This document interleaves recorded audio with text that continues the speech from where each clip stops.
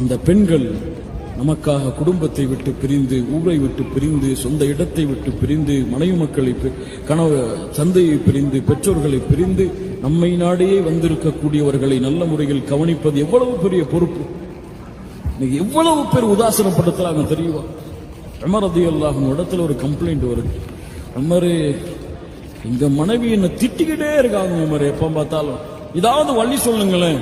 Umar அவர்கள் சொன்னார்கள், நாளை வா, ஏதாவது தீர்வு இருக்கலாம். உமர் ரலியல்லாஹு வீட்டு வாசலுக்கு போனாங்க. அங்க ஏதோ சத்தம் கேட்டு இருக்கிற, உள்ள வெளியே வர்றாங்க உமர் ரலியல்லாஹு அன்ஹு.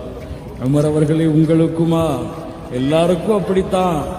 அந்த பெண்கள் நம்மிடத்திலே அமானிதமாக கொடுக்கப்பட்டவர்கள், நமக்காக வந்தவர்களுக்கு இதை கூட நாம் பொறுமையை கூட செய்யவில்லை என்றால் என்ன இருக்கிறது?